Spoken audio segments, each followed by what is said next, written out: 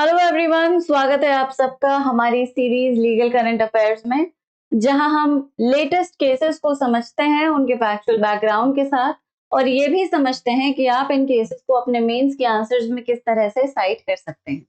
तो चलिए शुरू करते हैं। आज का पहला केस है state of Rajasthan versus Hanuman. अब इस केस में छोटू लाल नाम का एक व्यक्ति है जिसका 2007 में मर्डर हो गया था। जब पुलिस के पास एफआईआर आई तो किसी व्यक्ति को नेम नहीं किया गया, मतलब इनिशियली पुलिस की सस्पेक्ट लिस्ट में कोई नहीं था। थोड़े इन्वेस्टिगेशन के बाद एक रूमर सामने आती है कि हनुमान नाम का एक व्यक्ति है जो छोटू लाल की वाइफ में इंटरेस्टेड। बस इसी मोटिव को यूज करके पुलिस हनुमान को इन्वेस्टिगेट करना शुरू कर देती है।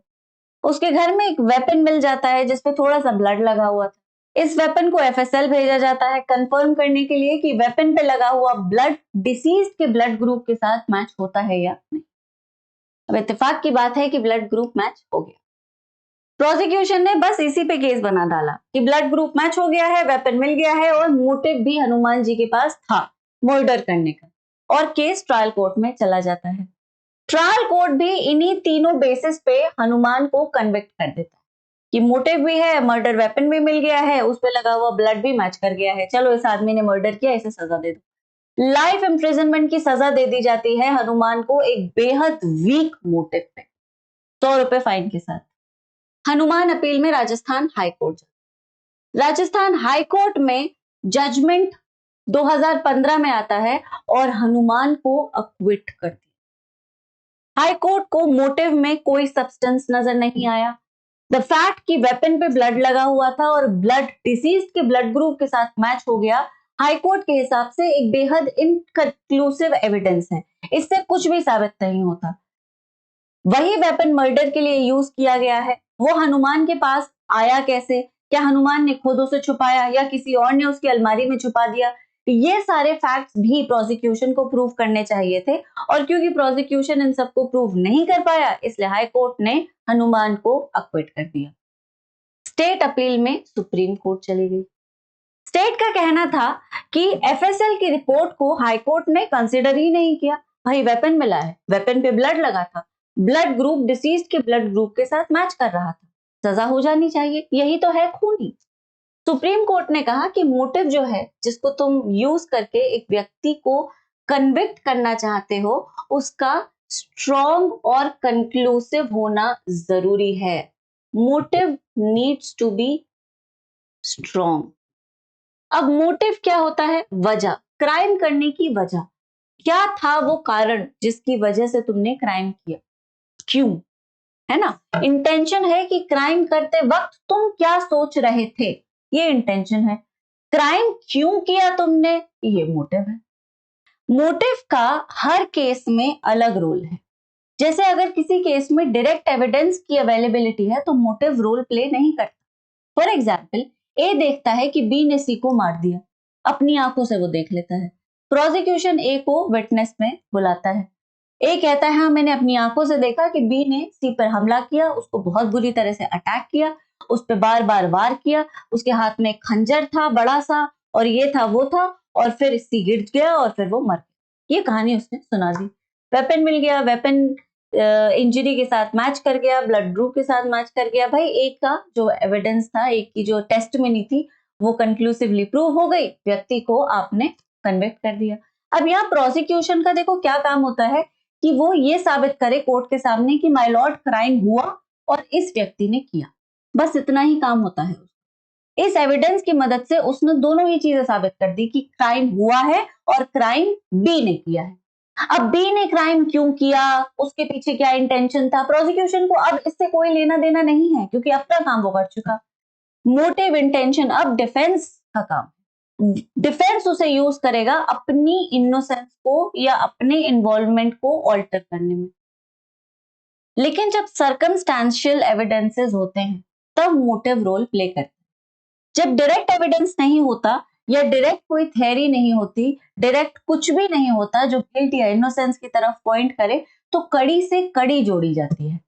पजल के टुकड़े होते हैं जो बिखरे हुए होते हैं बहुत जगह पे, उन सारे पजल के टुकड़ों को इकट्ठा किया जाता है और उन्हें जोड़ा जाता है।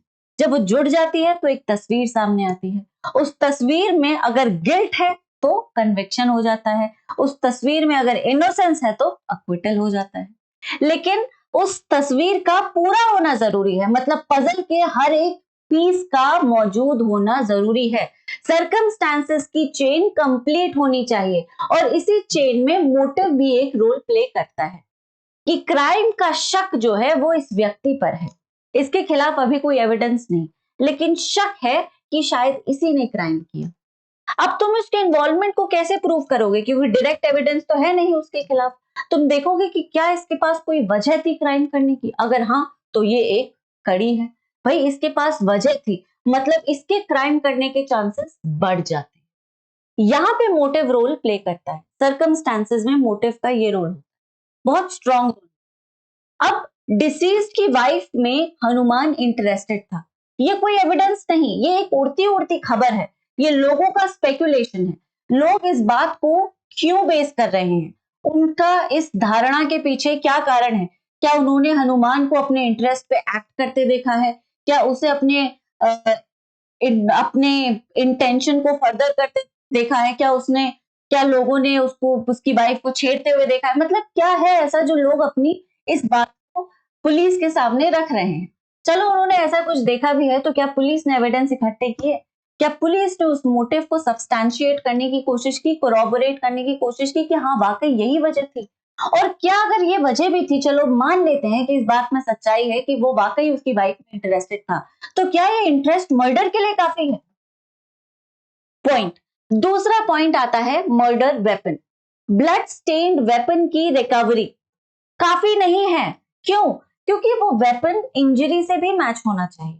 उस वेपन का पोजेशन अक्यूज के पास किस तरह से आया, इसकी भी एक प्रॉपर कंक्लूसिव थ्योरी होनी चाहिए। वो अलमारी में रखा हुआ मिला, भाई कोई और भी तो रख सकता है, हो सकता है कोई और छुपा गया हो और आप एक निर्दोष को सजा दे दें। तो आप पहले ये भी साबित करें कि उसने खुद छुपाया था। इस केस में ना कोई कन्फेशन है, ना कोई एडमिशन है, ना कोई एविडेंस है, कोई कंक्लूसिव प्रूफ नहीं। आप उसे जिंदगी भर की सजा दे रहे हैं, किस ग्राउंड? और सुप्रीम कोर्ट ने हाई कोर्ट के एक्विटल को अपहोल्ड कर। ठीक है, अब केस लाइक आई सेड काफी इंटरेस्टिंग है। मोटिव का वेग होना बहुत फेटल होता है। एक वेग इनकंक्लूसिव मोटिव पे सजाएं नहीं सुनाई जा सकती। क्रिमिनल पनिशमेंट लाइफ ऑल्टरिंग होता है, एक व्यक्ति की जिंदगी हमेशा हमेशा के लिए बदल जाती है।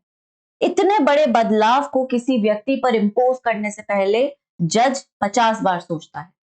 लाइक आई सेड, उस पजल का पूरा होना जरूरी है।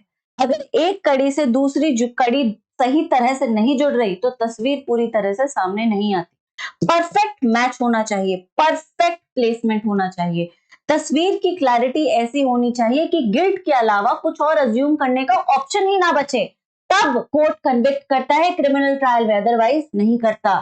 इतना सीरियसली लिया जाता है क्रिमिनल ट्रायल्स को, इसलिए प्रोसिक्यूशन का काम जो है वो आसान नहीं है। अब इस केस में बहुत सारी चीजों को अज्यूम किया गया, जैसे बेंच ने रीअफर्म किया कि अक्विटल के साथ इंटरफेरेंस तभी परमिसिबल है जब गिल्ट के अलावा और कोई व्यू पॉइंट पॉसिबल ही नहीं।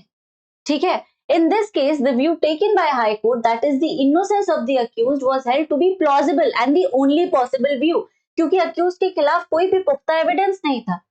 This ruling underscores that forensic evidence such as FSL report confirming matching blood groups must be corroborated with other substantive evidence. Circumstances evidence conclusively guilt की तरफ point करने चाहिए और किसी भी एविडेंस का एब्सेंस सिर्फ अक्विटल ही वारंट करता है। सुप्रीम कोर्ट ने ड्यू प्रोसेस की प्रेमिसी को अफर्म किया और क्रिमिनल जूरिस्प्रूडेंस के अकॉर्डिंग हनुमान को बेनिफिट ऑफ डाउट देके उसके अक्विटल को कंफर्म कर दिया। मेरी अगर पूछें आप तो ये जजमेंट काफी अच्छा है, वाकई प्रोसिक्यूशन हवा में बात तो कर ही रहा है। खैर, अब देखिए इसमें बहुत सारी चीजों को हाईलाइट किया गया है, आप इस केस को मल्टीपल एस्पेक्ट्स में ऐड कर सकते हैं। सर्कमस्टेंशियल डायरेक्ट एविडेंस के कंपैरिजन में यूज कर सकते हैं, है ना, आ जाता है ये। मोटिव से रिलेटेड किसी आंसर में यूज कर सकते हैं, मर्डर में मेंस किस रिया किस तरह का होना चाहिए, मर्डर में मोटिव का, इंटेंशन का क्या रोल है, ये भी एक इंपॉर्टेंट पार्ट है। बच्चे जब आंसर्स लिखते हैं ना तो आधे अधूरे से लिखते हैं, कंप्रिहेंसिव आंसर लिखने की जरूरत होती है, तब जाके मार्क्स मिलते हैं। ठीक है, तो आप कंप्रिहेंसिव आंसर्स लिखिए। एक क्राइम में मेंस रिया का क्या एलिमेंट होता है, स्पेशली सीरियस क्राइम जैसे कि murder, rape, of course mains Riya important है, तो उसमें आप मोटिव को भी मेंशन करेंगे, ये केस डायरेक्टली फिट हो जाएगा। ठीक है, अब ये केस, इस केस के साथ साथ Sharad Birdi Chand Sarda versus state of Maharashtra, जो कि सर्कमस्टेंशियल एविडेंस का लैंडमार्क है, जिसमें सर्कमस्टेंसेस से रिलेटेड 5 गोल्डन प्रिंसिपल्स को एस्टैब्लिश किया गया था। पहला प्रिंसिपल, सर्कमस्टेंसेस का फुली एस्टैब्लिश होना जरूरी है, मतलब पजल का पूरा होना जरूरी है। फैक्ट्स इस तरह से एस्टैब्लिश हो कि सिर्फ और सिर्फ गिल्ट की हाइपोथेसिस की तरफ लीड कर रहे हो। सर्कमस्टेंसेस कंक्लूसिव होने चाहिए। हर every other hypothesis and option should be excluded। Option मतलब प्रिजम्पशन। कंप्लीट चेन होनी चाहिए एविडेंस की जो सिर्फ और सिर्फ गिल्ट की तरफ पॉइंट कर रही है, तभी होगा कन्विक्शन, अदरवाइज हो जाएगा अक्विटल।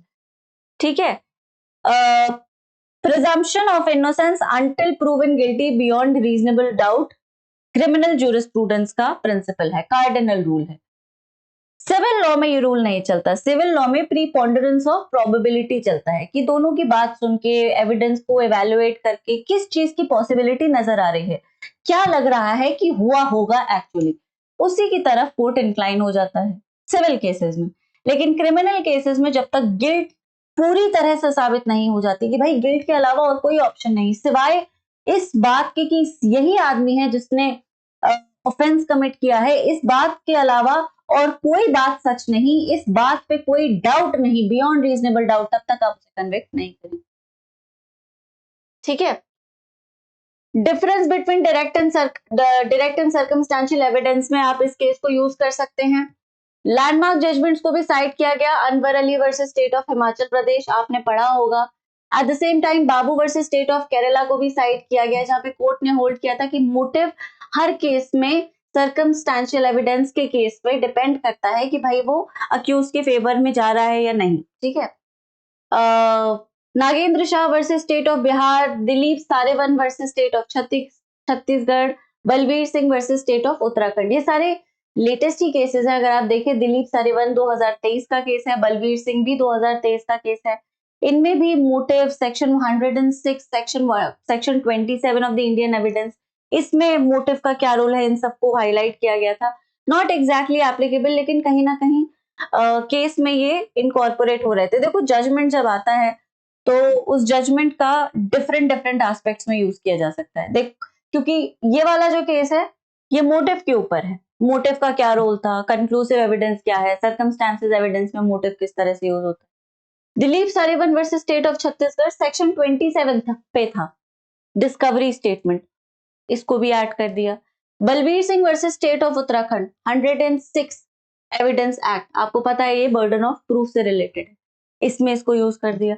तो आपके आंसर्स भी इसी तरह से होने चाहिए, डायनामिज्म होना चाहिए आपके आंसर्स में, क्योंकि जुडिशरी अपने आप में डायनामिक है ना।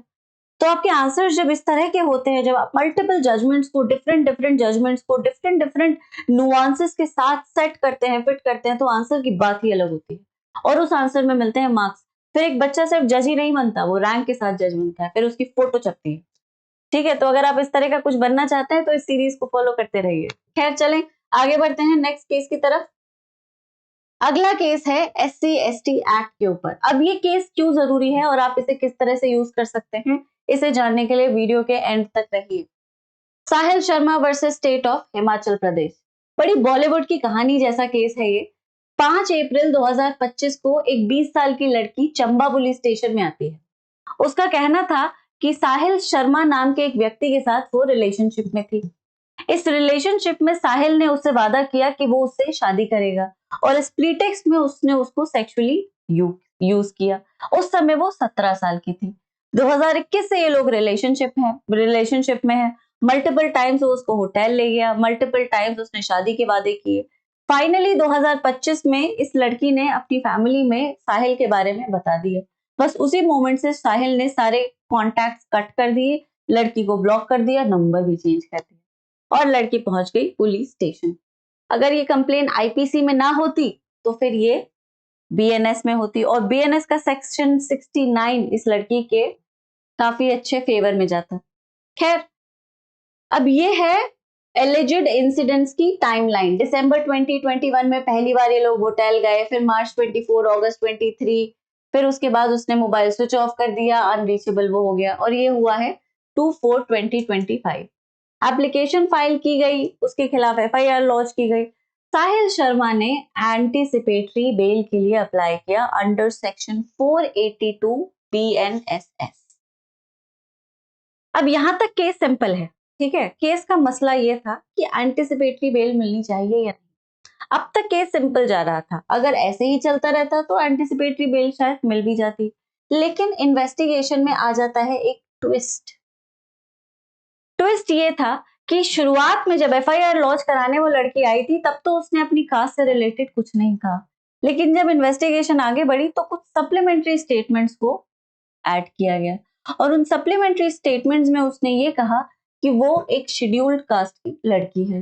साहिल शर्मा उससे शेड्यूल्ड कास्ट की वजह से, उसकी कास्ट की वजह से वो उससे शादी नहीं करना चाहता। इनफैक्ट उसने बहुत कुछ और किया है, जैसे वो कास्टिस्ट स्लर्स और अब्यूजेस उसके अगेंस्ट यूज करता था, जो अपने आप में एक ऑफेंस है। प्लस वो उसके आधार कार्ड को उसने मैनिपुलेट किया था, चेंज कर दिया था, ताकि होटल्स में चेक इन करते वक्त कोई प्रॉब्लम ना हो।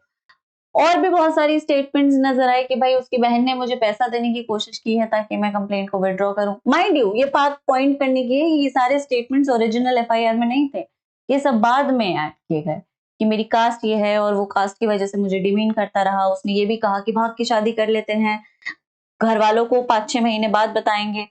उसका कहना था कि ये सब कुछ जो हुआ है मेरे साथ, वो बस इसलिए हुआ क्योंकि मैं एक पर्टिकुलर कास्ट से बिलोंग करती हूँ, एससी।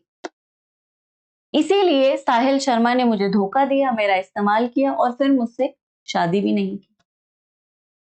यही स्टेटमेंट्स काफी हैं एससी एसटी एक्ट को एक्टिव करने के लिए। और देखो, एससी एसटी एक्ट अगर एक्टिव हो जाता है तो फिर सजा, हर चीज बढ़ जाती है। एससी एसटी एक्ट का जो मेजर ऑब्जेक्टिव था वो कास्ट से रिलेटेड वायलेंस को रोकना था, इसीलिए इस एक्ट को बहुत ज्यादा एक्सट्रीम बनाया गया, इतना ज्यादा स्ट्रिक्ट बनाया गया। किसी भी कंप्लेंट को या अट्रोसिटी को जो इस एक्ट के अंडर कमिट हुई है उसे लाइटली नहीं लिया जाता। ऑफेंस कॉग्निजेबल है। 2018 में इस एक्ट को अमेंड कर दिया गया था, अमेंडमेंट हम पढ़ेंगे। ऑफेंसेस को कॉग्निजेबल बना दिया गया, कंपल्सरी अरेस्ट और बिना वारंट के अरेस्ट और इन्वेस्टिगेशन, कंपल्सरी इन्वेस्टिगेशन को ऐड कर दिया गया। ऑफ कोर्स, मतलब एक्ट पहले से स्ट्रिक्ट था, लेकिन 2018 में इसे और स्ट्रिक्ट बना दिया गया। सेक्शन 18A ऐड किया गया, ठीक है। सेक्शन, अब ये देख सकते हैं आप, विक्टिम के एडिशनल एलिगेशंस लिखे हुए हैं यहाँ पे। हैबिचुअली अल्कोहल कंज्यूम करता था, डेरोगेटरी कास्टिस्ट रिमार्क्स यूज करता था, कोर्ट मैरिज उसने सजेस्ट की, कहा कि 5-6 महीने बाद बता देंगे, उसके आधार कार्ड को चेंज किया, बर्थ ईयर को 2005 से 2001 कर दिया ताकि वो बड़ी लगे। अब कोर्ट में जब ये बात सामने आई तो एंटीसिपेटरी बेल का रिजेक्शन करना कोर्ट के लिए जरूरी हो गया। क्यों? Because of section 18A। यही है इस पूरे केस की कहानी। सेक्शन 18A के हिसाब से अगर कोई ऑफेंस किसी एससी एसटी के अगेंस्ट इसीलिए कमिट किया गया क्योंकि वो एससी और एसटी कैटेगरी के थे, if the reason of committing offense is a caste of that person, then that person will be denied, shall be denied anticipatory bail. अगर ऑफेंस इसलिए कमिट किया गया क्योंकि व्यक्ति एससी या एसटी कास्ट से था, तो उस व्यक्ति को एंटीसिपेटरी बेल नहीं दी जाएगी। साहिल शर्मा एंटीसिपेटरी बेल ही डिमांड कर रहे थे। ये केस पूरा 18A के चार्ज में बना दिया गया ताकि उनकी एंटीसिपेटरी बेल को रिजेक्ट करवाया जा सके। अब इसी के बेसिस पे कोर्ट आगे बढ़ता है। कोर्ट ने कहा कि एफआईआर में विक्टिम की कास्ट या कास्ट बेस्ड एक्सप्लॉयटेशन से रिलेटेड कोई रेफरेंस नहीं है। ये सारे के सारे सप्लीमेंट्री स्टेटमेंट्स हैं जो सेक्शन 180 बीएनएसएस में दिए गए, और कोर्ट ने ये भी होल्ड किया कि 180 बीएनएसएस में जो स्टेटमेंट्स रिकॉर्ड किए जाते हैं उन्हें एविडेंस नहीं माना जाता, या फिर उन्हें एफआईआर का पार्ट नहीं माना जा सकता, और वो बहुत वीक एविडेंस होता है। ठीक है। Supplementary statement about caste based rape recorded on 6 May 2025, whereas evidence FIR बहुत पहले ही रिकॉर्ड हो गई थी। लीगल प्रेसिडेंट्स को यूज किया गया, Shajan Scaria versus state of Kerala, जहां पे ये कहा गया कि अगर कंप्लेंट में प्रिमा फेसी ये नहीं नजर आ रहा कि ऑफेंस एससी या एसटी की वजह से हुआ है, तो बेल रिजेक्ट नहीं की जाएगी। Doctor Subhash Kashinath Mahajan versus state of Maharashtra, जहां पे एंटीसिपेटरी बेल पे कोई एब्सोल्यूट बार नहीं है। आप एंटीसिपेटरी बेल तब भी दे सकते हैं जब एससी एसटी एक्ट में ऑफेंस हुआ हो, प्रोवाइडेड सामने देख के ये नजर नहीं आता कि ऑफेंस एससी एसटी एक्ट की वजह से हुआ है। ठीक है। Prithviraj Chauhan versus union of India, bar under section 18 does not apply if complaint doesn't make prima facie case. बिल्कुल सारी केसेस वही बात कर रहे हैं। FIR prepared after deliberations can not be treated as FIR. अपनी सारी बातों को, अपने ऑब्जर्वेशंस और अपने जजमेंट को या अपने ऑर्डर को सब्सटैंशिएट और रीजन देने के लिए इन सारे केसेस को यूज किया गया। कोर्ट ने ये पाया कि देखो, हम एविडेंस को बेल की स्टेज पे तो इवैल्यूएट नहीं कर सकते, तो रेप हुआ है या नहीं हुआ है ये तो ट्रायल में ही पता चलेगा, लेकिन अभी मसला ये है कि हमें एंटीसिपेटरी बेल देनी है या नहीं। तो on the material present on record and the material that we are allowed to analyze at this pre trial stage, we can only say कि 18A के अकॉर्डिंग ऑफेंस होता हुआ नजर नहीं आ रहा, कि इस लड़की का शोषण इसलिए हुआ क्योंकि ये एक पर्टिकुलर कास्ट से आती है। This is something which is very very superficial. ये रिमार्क्स बहुत बाद में ऐड किए गए हैं। इट इज क्वाइट पॉसिबल कि ये डेलिबरेटली इसको बताया गया है कि आप इस तरह के स्टेटमेंट्स दीजिए ताकि एंटीसिपेटरी बेल को रिजेक्ट करवाया जा सके। सो वी कैन नॉट से फॉर श्योर कि भाई वाकई कास्ट एक मुद्दा था और कास्ट की वजह से शोषण हुआ, और इस स्टेज पे हम ये सब एनालाइज कर भी नहीं सकते। तो प्रिमा फेसी एंटीसिपेटरी बेल को रिजेक्ट करने की इस वक्त कोई वजह नहीं है, और एंटीसिपेटरी बेल ग्रांट कर दी गई। ठीक है। अब की फाइंडिंग्स क्या है? Original FIR made no reference, multiple discrepancies in victims date of birth across documents. ये सब कुछ तो ट्रायल में डिसाइड होगा कि वो वाकई माइनर थी या नहीं, पॉक्सो के चार्जेस लग रहे हैं, क्योंकि अगर वाकई माइनर थी तो 376 रेप के साथ साथ पॉक्सो भी फिर एक्टिव हो जाएगा। अगर शेड्यूल्ड कास्ट या ट्राइब एक मुद्दा था जिसकी वजह से शोषण हुआ, तो वो ट्रायल की स्टेज में और गहराई से इवैल्यूएट हो पाएगा, है ना, क्योंकि कोर्ट के पास रिसोर्सेज होंगी, विटनेस को बुलाने की परमिशन होगी, बहुत कुछ होगा। सिर्फ एक बेल की स्टेज पे इन सारी चीजों को एनालाइज नहीं किया जा सकता, और कोर्ट को एंटीसिपेटरी बेल रिजेक्ट करने की कोई ऐसी पुख्ता वजह नजर नहीं आई, तो एंटीसिपेटरी बेल ग्रांट करती। अब देखो, एंटीसिपेटरी बेल कितना इंपॉर्टेंट है ये मुझे आपको बताने की जरूरत तो नहीं, बहुत इंपॉर्टेंट लॉन्ग आंसर बनता है ना किसी मेंस में भी आ जाता है। जब प्रोसीजर से रिलेटेड आंसर लिखा जाता है तो बच्चे बहुत ही टेक्निकल और बहुत ही कन्वेंशनल आंसर्स लिखते हैं। सेक्शन समझा दिया, गुरुबख्शी सीबिया समझा दिया, बस यही तो है, इसी को समझा दिया, थोड़ा बहुत उसका एक डिमेंशन फसेट कुछ ऐड कर दिया, कहाँ एप्लीकेबल है कहाँ नहीं है, डेफिनेशन क्या बताती है क्या नहीं बताती, क्या चेंजेस हुए क्या नहीं हुए, ब्लैंकेट ऑर्डर नहीं होना चाहिए। लेकिन एप्लीकेशन एंटीसिपेटरी बेल का अकेला आईपीसी के तहत नहीं होता है ना भाई, आईपीसी के अलावा, या फिर अब तो बीएनएस है, सॉरी, बीएनएस के अलावा और भी बहुत सारे क्रिमिनल कोड्स हैं। एससी एसटी एक्ट है, एनडीपीएस एक्ट है, और फूड अडल्टरेशन एक्ट है, डाउरी प्रोहिबिशन एक्ट है, पॉक्सो है, मतलब बहुत सारे एक्ट्स हैं क्रिमिनल नेचर के, और हर जगह एंटीसिपेटरी बेल लगता है। मेरा आपसे ये कहना है कि जब आप एक आंसर लिखें तो आप उसे थोड़ा कॉम्प्रिहेंसिव बनाएं, डिटेल ओरिएंटेड बनाएं। लॉज आपस में कनेक्शन बियर करते हैं, specially procedural laws. Procedural law substantive के साथ डायरेक्ट कनेक्शन बियर करते हैं। तो सारे सब्सटैंटिव लॉ जिन पर ये प्रोसीजर अप्लाई हो रहा है, और ये प्रोसीजर उन हर लॉ में किस तरह से अप्लाई हो रहा है, इसको भी ऐड करेंगे आप, तो आपका आंसर ब्यूटीफुल होगा। मेंस का ही खेल है पूरे कंपटीशन में। मेंस में अगर आप जीत गए तो फिर आप जज बनेंगे ही, आपको कोई रोक नहीं सकता, आपका क्वालिफिकेशन कंफर्म्ड है।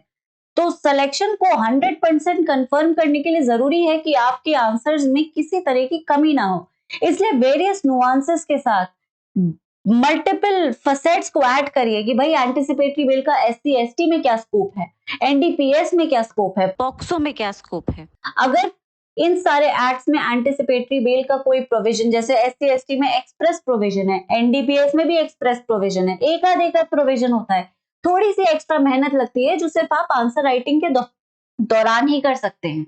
आंसर राइटिंग में ही अगर आप जब आंसर लिख रहे हैं उसी को थोड़ा और आगे पीछे पढ़ लेंगे तो आपका आंसर और कंप्रिहेंसिव हो जाएगा।